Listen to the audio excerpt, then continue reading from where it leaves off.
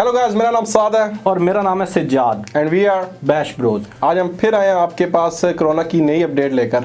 और तो इस वक्त हमारा इंटरव्यू हुआ है जी डॉक्टर उमर से, जो वाइस चांसलर हैं आरएमयू के रावलपिंडी में। तो आए सुनते हैं कि वो कोरोना के बारे में हमें क्या बताते हैं। Let's go. अस्सलाम वालेकुम sir, thank you very much for joining us. Thank you very much sir first of all तो हम सब ये जानना चाहते हैं सर कि कोरोना के बारे में आप कोई हमें अपडेट दें कि how big is it now Pakistan में, और इसके लिए अभी क्या किया जा रहा है सर। बिस्मिल्लाहिर्रहमानिर्रहीम।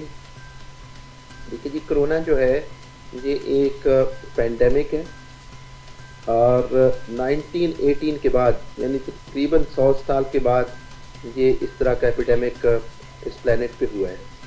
ये ग्लोबल चैलेंज है और इस वक्त 192 कंट्रीज़ जो हैं इस चैलेंज को फेस कर रहे हैं। जहाँ तक पाकिस्तान का तल्लक है, पाकिस्तान में भी पिछले 3 जो हफ्ते हैं उनसे केसेस इंक्रीज़ हुए हैं। तो इस वक्त जो लेटेस्ट डाटा है वो 1400 के करीब जो है वो केसेस ऑल ओवर कंट्री जो है वो रिपोर्ट हो चुके हैं और 11 के करीब डेथ है। तो ये सूरत हाल है जो इस वक्त नेशनली और इंटरनेशनली आपको उसी तरह जो ग्लोबली आप देख रहे हैं। इटली जो है वहाँ एक दिन में 1000 डेथ हुई हैं। अमेरिका में बड़ा एक्सपेंशली ये जो है वो इंक्रीज़ हो रहा है। तो अनफॉर्चुनेटली ये एक ग्लोबल चैलेंज भी है और एक नेशनल चैलेंज भी। Sir when will the vaccine comes, क्योंकि सर कोई एग्जैक्ट कोई बता नहीं रहा कि कब तक वैक्सीन हमें मिल जाएगी इसकी। सर कोई इसकी मेकिंग में है कोई ऐसी बात कि भाई रिसर्च इतनी हो रही है? जी बिल्कुल।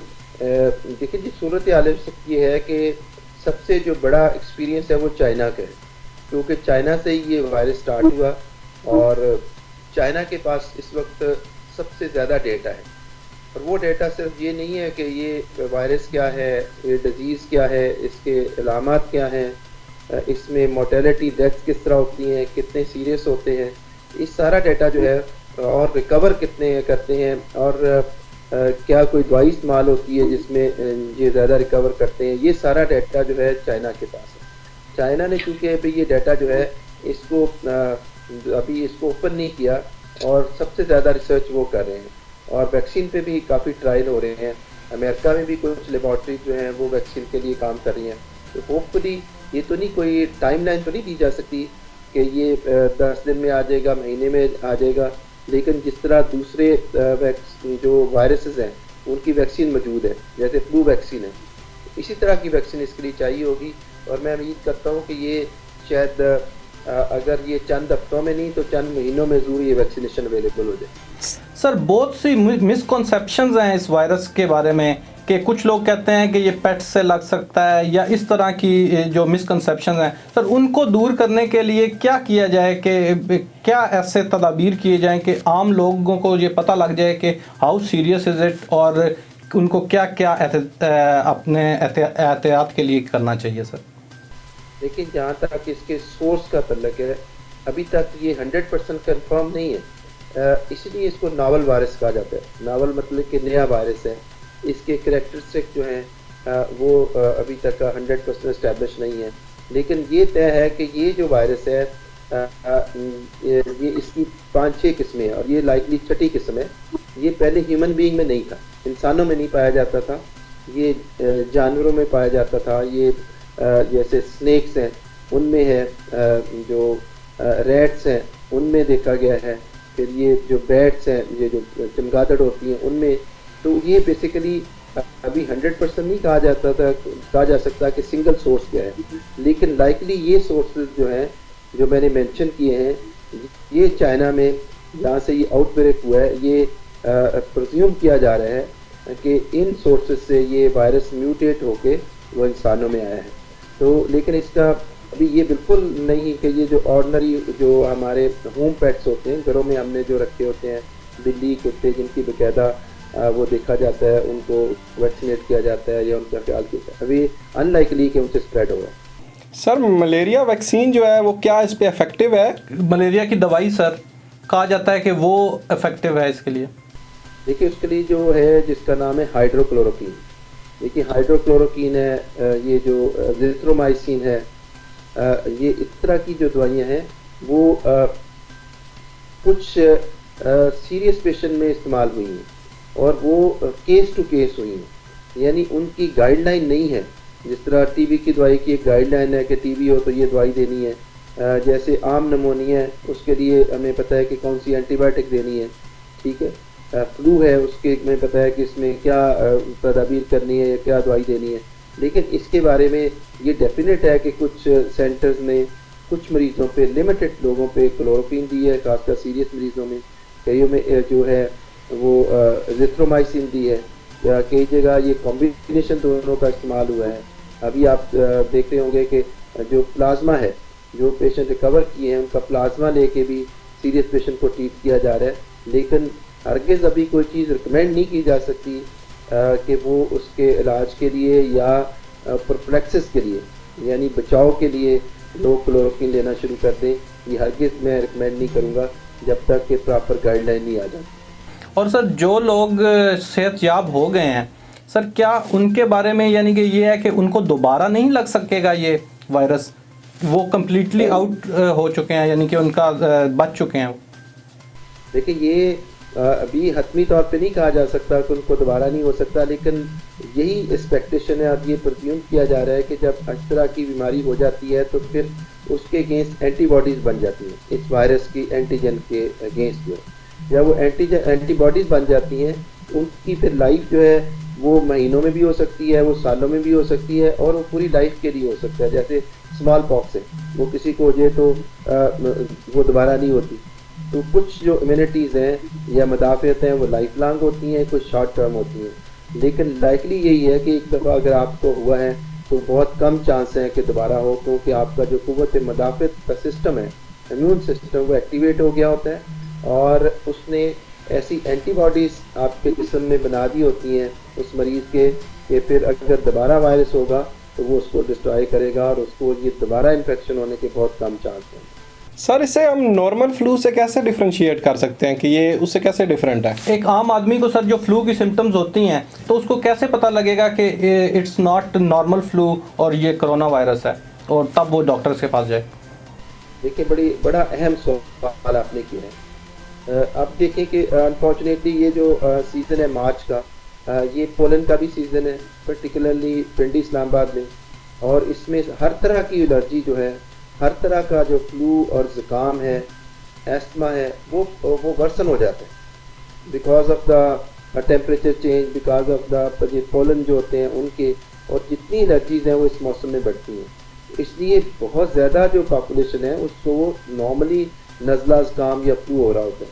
लेकिन अब चूँकि एक एपिडेमिक हो गया है और जो कोरोना वायरस है उसकी अलामत भी आम नज़ला ज़ुकाम, आम फ्लू से मिलती जुलती हैं, आम गला ख़राब होने से मिलती जुलती हैं, तो ये एक बड़ा मुश्किल हो गया है कि जो आम शहरी है, जो आम घर में बैठा हुआ आदमी है वो, या बच्चे हैं, उनको नज़ला ज़ुकाम होता है तो फ़ौरन हर एक को ये परेशानी लाहक हो जाती है, ख़ासकर वालिदैन को, कि उन्हें जो है कोरोना तो नहीं हो गया। तो ये मैं ऐसा कोई 100% तो नहीं बता सकता, लेकिन कुछ चीज़ें हैं जिनसे आप ये डिफ्रेंशिएट कर सकते हैं कि ये मौसमी नज़ला ज़ुकाम फ्लू है या कोरोना है। तो पहली बात, जो आम नज़ला ज़ुकाम खांसी है, ये याद रखिए, अगर किसी को पहले एलर्जी की हिस्ट्री है और उसको इस मौसम में एलर्जी नज़ला ज़ुकाम होता है तो ज़्यादा चांस ये है कि उसको ये मौसमी नज़ला ज़ुकाम है या ये कोरोना। आँखें जो है वो सुर्ख हो जाती हैं, आपको खारिज करनी पड़ती है, तो ये भी बहुत ज़्यादा चांस है, 95% चांस है कि ये मौसमी नज़ला ज़ुकाम है, मौसमी एलर्जी है, ये कोरोना नहीं है। इसी तरह अगर आपको बुखार नहीं होता, सिर्फ आपको नज़ला ज़ुकाम है, नाक बंद है, थोड़ी सी खांसी आ रही है, थोड़ी सी गले में खराश है, लेकिन आपको बुखार नहीं होता, तो ये भी एक बड़ी अहम बात है कि आपको कोरोना होने के चांसेस कम हैं। तो अगर आपको पहले जो है वो एस्थमा है और आप एलर्जी की दवाइयाँ इस्तेमाल करते हैं और आपको एक अचानक सांस का अटैक हुआ है जिसमें फिर बुखार नहीं है और कोई चीज़ लामत नहीं है, तो ये लाइकली आपको एलर्जिक एस्थमा है ये कोरोना नहीं है। और सर आप बता सकते हैं कि नॉन लिविंग थिंग्स पर ये वायरस कितनी देर तक जिंदा रह सकता है? ये भी बड़ा आम आपने सवाल किया, क्योंकि ये सिर्फ नहीं है मकसद कि घर में रह जाएगा तो आप कोरोना से बच जाएंगे, क्योंकि जो कोरोना की एक जो फैलने की वजूहत हैं उसमें कई हैं। जैसे वो खांसी करते हैं तो ड्रॉपलेट जो निकलते हैं, एरोसोल जो बन के हवा में मुअल्लक हो जाते हैं उनसे फैलता है, डायरेक्ट कांटेक्ट से फैलता है। वो जो चीज़ें इस्तेमाल कर लेता है मरीज़ या कांटेक्ट, उनको आपने अगर छुआ है, हाथ लगाया है या उन बर्तन में खाया है तो उससे फैलता है।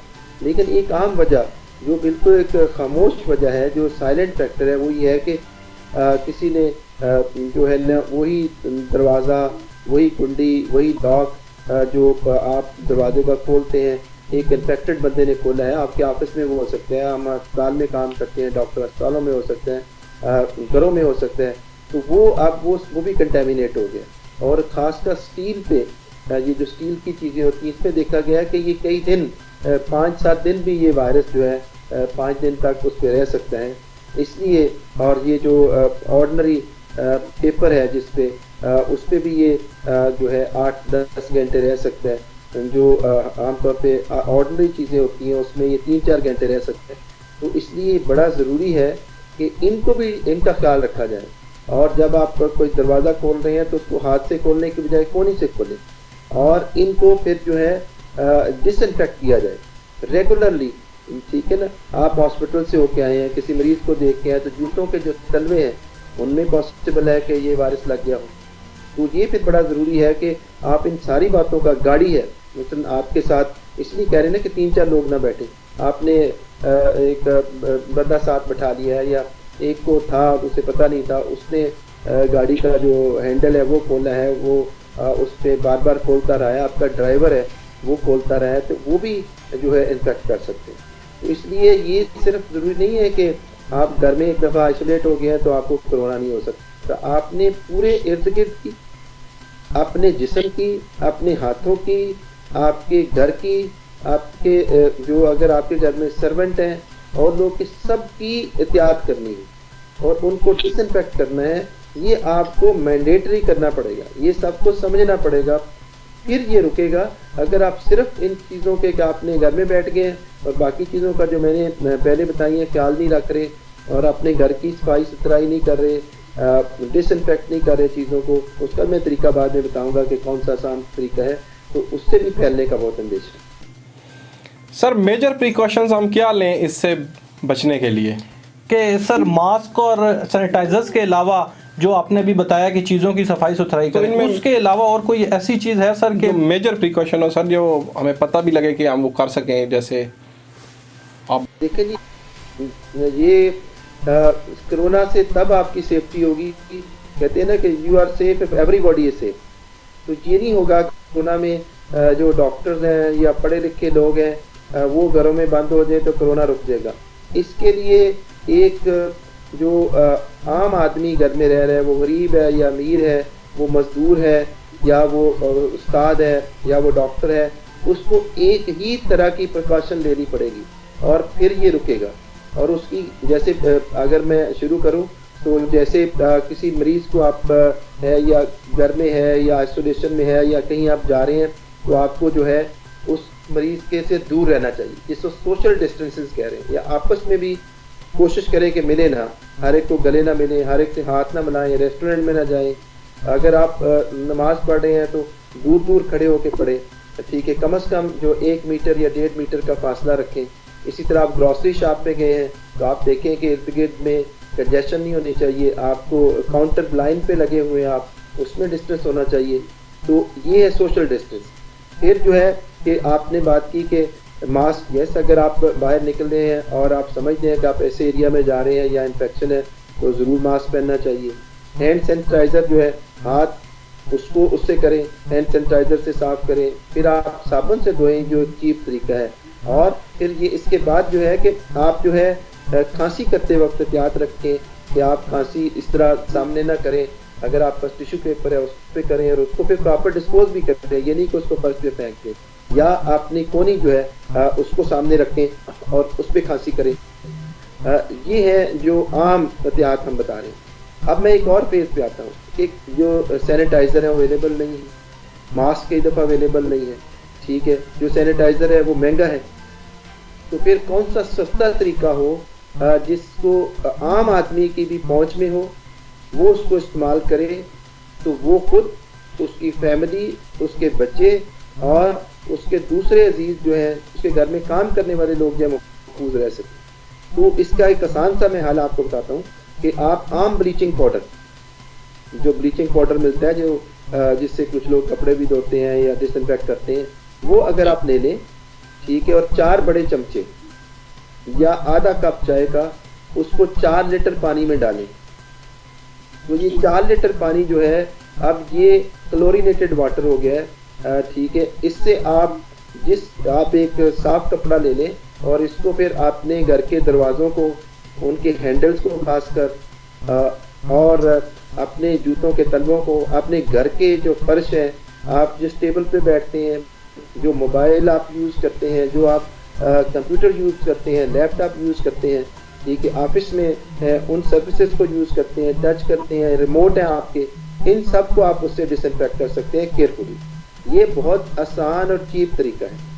फिर दूसरा ये है कि अगर इससे थोड़ा सा महंगा है तो जो ब्लीच आपको सोल्यूशन मिलता है जो आप घरों में इस्तेमाल करते हैं, उसको भी आप कर सकते हैं कि अगर आप 1 चमचा डालेंगे तो 10 चमचे जो है वो पानी डाल सकते हैं। जिसका मतलब ये है कि अगर आप 1 लीटर डालेंगे तो 10 लीटर पानी जो है वो जो तैयार हो जाएगा, उसको आप सारे घर में भी पिला सकते हैं। फिर आप उसका स्प्रे बना सकते हैं। आपने देखा जिस तरह हम ये घर में प्लास्टिक की बोतलें होते हैं जिनसे हम कीड़ों मकोड़ों पे स्प्रे करते हैं, वो आप थोड़ा थोड़ा कपड़ों पे कर सकते हैं। जो बाहर से आदमी है वो अपने पे कर सकते हैं, अपने जूतों पे कर सकते हैं, अपने गाड़ी के हैंडल पे कर सकते हैं, अपनी सीट पे कर सकते हैं। तो ये मैं आपको नया और आसान हल बता रहा हूँ जिससे आम आदमी जो है बड़ी कम कॉस्ट में भी कोरोना से अपने आप को भी बचा सकते हैं और उस स्प्रेड को अपनी फैमिली से ही बचा सकते हैं और सारे माशरे में बचा सकते हैं। अच्छा सर, गवर्नमेंट का अभी ये प्रोटोकॉल ये आया है कि सिर्फ जिनकी उनका ही कोरोना वायरस टेस्ट किया जाए जिनकी कोई ट्रैवल हिस्ट्री है या उनका कोई रिश्तेदार उनसे मिले हैं जिनकी ये ट्रैवल हिस्ट्री हो। तो सर अभी तो हालात उससे बढ़ नहीं गए, अब तो आपस में फैल गए होंगे, तो क्यों सिर्फ उन्हीं का ही टेस्ट किया जा रहा है और बाकी सबको एज अ नॉर्मल पेशेंट क्यों डील किया जा रहा है? देखिए, एक पहले बात इस तरह समझ लें, कोई टेस्ट ऐसा नहीं है जो 100% ये बता दे कि भाई इस बिंदु कोरोना है, या कम से कम चले कोरोना बता तो सकता है, लेकिन जिसको उसने नेगेटिव किया वो 100% श्योर है। कोई टेस्ट 100% नहीं होता, नंबर 1। नंबर 2, ये टेस्ट बहुत महंगा है। नंबर 3, ये अवेलेबल, आप याद रखिए नया वायरस आया है, इसके उस तरह टेस्ट अवेलेबल नहीं हुए जिस तरह जो वायरस पिछले हम 30 साल से जानते हैं, 20 साल से जानते हैं या 10 साल से। सारी लेबॉर्ट्री में ये कैपेसिटी नहीं है। फिर इसकी जो ब्लड है उसको बड़े एक सेफ तरीके से, इसे कहते हैं बायो सेफ्टी लैब, यानी उनमें करना पड़ता है। तो इसको इस तरह नहीं किया जा सकता कि हर कोई इसका टेस्ट कराया जाए, फिर वो टेस्ट कराने का फ़ायदा नहीं है। अगर आप बहुत उसको करा लेते हैं तो इलाज क्या करेंगे? मतलब आम जो बंदा है जो सिर्फ परेशानी में करा रहा है तो इसकी दवाई तो कोई है नहीं है। तो इसका मतलब ये नहीं मैं कह रहा कि जो है वो टेस्ट ना कराएं, मैं ये कह रहा हूँ कि इसको रैशनलाइज करें, जिसका मतलब है कि इतने पैसे इतने ग्रास पॉपुलेशन में आपके पास होंगे ही नहीं कि आप उन सबके करा सकें। तो इसलिए हल ये है कि इससे बचा जाए, घरों में रहा जाए, और जो मैंने आपको तरीके बताए हैं उन पे अमल किया जाए। अब बिल्कुल सवाल आपका है कि फिर भी टेस्ट किसका कराना चाहिए, तो टेस्ट के लिए ये ज़रूरी है कि जनरली रिकमेंड किया जा रहा है, और ये हमारी नहीं, ये चाइना में, अमेरिका में, यूके में, मतलब वहाँ भी ये गाइडलाइन फॉलो हो रही है। वो गाइडलाइन ये है कि अगर आपका कांटेक्ट जो है वो मरीज से हुआ है, अब वो मरीज अपने कम्युनिटी में भी आ गया, पहले हम कहते थे जो बाहर से आया, आप बिल्कुल आप सही फरमा रहे हैं कि ये कम्युनिटी में भी लोग आप चूँकि केसेस ज़्यादा हो गए हैं, तो अगर आपका उस मरीज के साथ कांटेक्ट है या अब वो घर में है और आप उसको मिलते जुलते रहे हैं, या वो डॉक्टर है जो उन मरीजों को ट्रीट करता रहा है, तो वो प्रेफरेबली उस वक्त टेस्ट कराए जब उसको सिम्टम आए। ठीक है, उसको कोई बुखार होना शुरू हो गया है, खांसी होनी शुरू हो गई है और वो सिम्टम आ रहे हैं, तो प्रेफरेबली टेस्ट पॉजिटिव होने के भी उस वक्त ज़्यादा चांस है। अगर आप बहुत जल्दी टेस्ट करा लेते हैं, आप को कोई ज़्यादा अलामत नहीं है, तो टेस्ट नेगेटिव होने के भी बहुत ज़्यादा चांस है, और फिर आपको फिर दोबारा टेस्ट कराना पड़ेगा ताकि 100% श्योर हो। तो अगर आपको सिम्टम्स आ रहे हैं तो प्रेफरेबली आप टेस्ट उसी वक्त कराएं। मैं ये नहीं कह रहा कि कोई पाबंदी लगा रहा हूँ मैं कि भाई आप कोई कराना चाहता है टेस्ट तो ना कराए, या जिसका कांटेक्ट हो गया वो ना कराए। अगर कोई अफोर्ड कर सकता है, वो चाहता है, तो वो उसकी वो ज़रूर स्वीट बिल है वो कराए। लेकिन जनरली हम रिकमेंड करते हैं कि ग्रास लेवल पे, बड़े लेवल पे टेस्ट उस वक्त होना चाहिए जब सिम्टम आ रहे हो और या बड़े श्योर हो कि आपका बड़ा स्ट्रॉन्ग कॉन्टैक्ट हुआ है, या उसकी लामात जैसे मैंने कहा वो सीरियस आ रही हो, तो उस वक्त टेस्ट कराना ज़्यादा कॉस्ट इफेक्टिव होगा, यानी ज़्यादा उसके अच्छे रिजल्ट आएंगे और फ़ायदा होगा।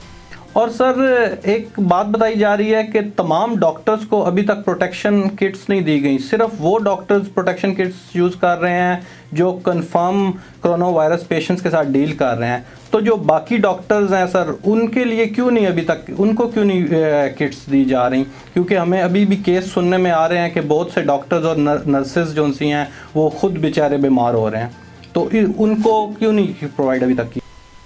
देखिए बात ये है ना कि ये जो मैं खुद डॉक्टर हूँ, ठीक है, उसका ख्याल है कि मैं जो N95 पहन के फिर रहा हूँ या मैं किट पहन के फिर रहा हूँ, जो दुनिया में गाइडलाइंस हैं किट उसी को फ़ायदा होगा। अगर किट वो पहनेगा जिसको ज़रूरत नहीं तो ज़ाया होगी। आपको पता है कि उसकी कितनी कीमत इस वक्त जो है वो ब्लैक मिल नहीं रही। चले किट आप कह रहे हैं कि हो चाहिए, अगर वो मार्केट में मिल नहीं रही, अब तो अमेरिका में नहीं मिल रही, अमेरिका में लोग बगैर किट के काम कर रहे हैं डॉक्टर्स, तो जब किट है ही नहीं मार्केट में तो कहाँ से आएगी? सारे मुल्कों में जो है वो कोरोना फैला हुआ है, तो there is acute shortage of kits, acute shortage of जो मास्क है, प्रोटेक्टिव इक्विपमेंट की शॉर्टेज है। तो हमें रियलिस्टिक होना चाहिए ना। क्या हम फिर ये मरीजों का इलाज करना छोड़ दें? क्या हम घरों से भाग जाएं कि जी कोरोना? ये तो आप आम कपड़ा भी रख सकते हैं घर में, आप जो आपका दुपट्टा है उसका मास्क पहन भी सकते हैं। तो ये तो जो अवेलेबिलिटी पे होगा। देखिए दी क्यों नहीं जा रही? कोई मैं चाहूँगा कि खुदा तो मैं बीमार हो जाऊँ, कोई डॉक्टर ये चाहेगा, गवर्नमेंट चाहेगी, कोई नहीं चाहेगा कि अपने लोगों को बीमार किया जाए, लेकिन उसकी अगर अवेलेबिलिटी नहीं है, मार्केट में मौजूद नहीं है, सारी दुनिया में मौजूद नहीं है और वो कम पड़ गए हैं, तो फिर क्या किया जाएगा? क्या ये फौज जो है हमारी लड़ना छोड़ दे कि उसके पास F-16 कम है, उसके पास टैंक कम है? इंडिया की जो आर्मी है वो 22 लाख है, हमारी आर्मी जो है वो 8 लाख है। तो ये कैसे होगा? तो ये तो बड़ा डीमोरलाइजिंग है। और ये एक्सपेक्ट करना, मतलब या तो ये किसी ने छुपा के रखे हो या ये अवेलेबल हो तो वहाँ से वे खरीद लेते हैं। तो अगर ये अवेलेबल ही कम है तो फिर इसको क्या करना पड़ेगा, जिसको कहते हैं कि टेलर केयर अप्रोच, स्ट्रेटिफाई करना पड़ेगा कि सबसे ज़्यादा रिस्क पे किस कौन है। तो सबसे पहले रिस्क कौन है? वो जो आइसोलेशन वार्ड में काम कर रहे हैं, जो हाई डिपेंडेंसी यूनिट में काम कर रहे हैं, जो कोरोना के मरीजों का इलाज कर रहे हैं, वो हमारा भाई जो सफाई सुथराई उन मरीजों के कमरों का कर रहे हैं, तो उसको किट मिलनी चाहिए। तो कुदरती बात है हर बंदे को तो किट नहीं दी जाएगी, ना देनी चाहिए, वो ज़ाया होगी। तो इसलिए ये गवर्नमेंट ने और WHO ने और जो चाइना ने, उन्होंने गाइडलाइन बना दी है कि किसने किट पहननी है। ठीक सर, सही हो गया। ये नहीं हर बंदे ने पहननी, हर डॉक्टर ने पहननी, ये तो पॉसिबल ही नहीं है। सर इसके अलावा आप लास्टली कोई पाकिस्तान के लोगों को कोई फाइनल बताना चाहें कि इससे पैनिक से कैसे बचा जाए, कि भाई जो जहन में एक डर सा बना हुआ है उससे कैसे बचा जाए? देखिए ये डर तो बनेगा क्योंकि ये एक सीरियस बात है, ये इससे डेथ्स हो रही हैं, लेकिन उसको कैसे रोका जा सकता है? जब आपको किसी चीज़ का पता होता है कि वो सीरियस है या खुदा ना खास्ता कोई चीज़ आप पे हमला करने वाली है, तो उसका तरीका तो बचाव होता है। उससे आपकी एंजाइटी कम हो जाएगी, उससे परेशानी कम हो जाएगी, उससे जो है ना ये पैनिक स्टेट कम हो जाएगी। तो वो कैसे है कि जब आप किसी चीज़ को समझ लेते हैं, उसका इल्म को समझ लेते हैं, तो फिर आपकी एप्रीहेंशन और एंजाइटी कम हो जाती है। कहते हैं ना कि जो एप्रीहेंशन एंड एंजाइटी है वो जहालत की वजह से होती है, ठीक है। और कॉन्फिडेंस जो है, जितना आपका नॉलेज आता है आप उससे रोक सकते हैं।